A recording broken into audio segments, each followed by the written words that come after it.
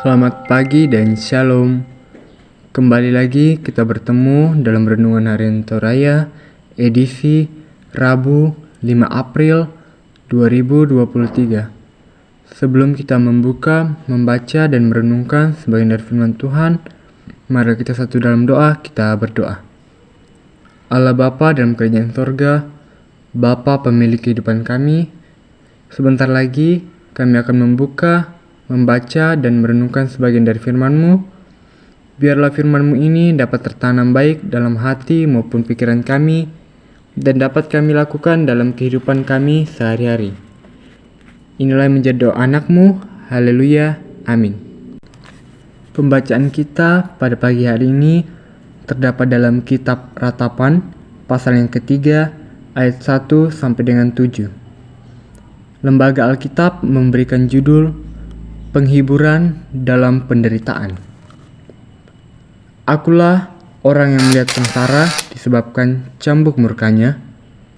Ia menghalau dan membawa aku ke dalam kegelapan yang tidak ada terangnya. Sesungguhnya aku dipukulnya berulang-ulang dengan tangannya sepanjang hari. Ia menyusutkan dagingku dan kulitku, tulang-tulangku dipatahkannya. Ia mendirikan tembok sekelilingku, mengelilingi aku dengan kesedihan dan kesusahan. Ia menempatkan aku di dalam gelap, seperti orang yang sudah lama mati. Ia menutup segala jalan keluar bagiku. Ia mengikat aku dengan rantai yang berat. Amin. Tema renungan kita pada pagi hari ini adalah Dia menghukum dan membebaskan.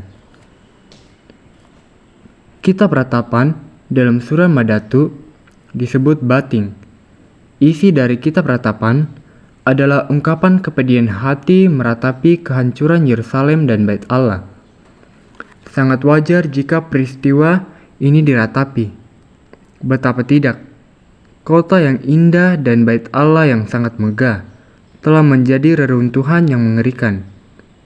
Kejadian ini bukanlah kejadian alam bahwa akibat runtuhnya kota dan Bait Allah karena gempa bumi, tetapi karena murka Allah atas pemberontakan Israel sendiri. Hukuman Allah tidaklah terjadi secara tiba-tiba.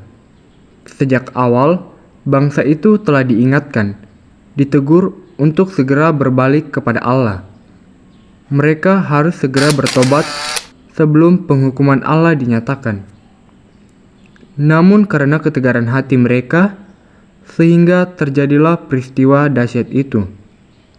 Peristiwa ini merupakan pernyataan Allah sebagai Allah yang berdaulat atas kehidupan manusia dan alam semesta. Akibat yang harus ditanggung sebagai konsekuensi pemberontakan mereka sungguh sangat berat. Mereka dihalau ke dalam kegelapan, dipukul berulang-ulang sepanjang hari, yang mengakibatkan daging dan kulitnya menyusut, bahkan tulang-tulangnya dipatahkan.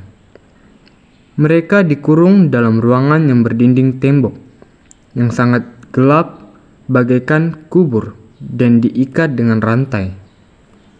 Yeremia meratapi keadaan ini, sekaligus berjuang dalam doa dan pengharapan.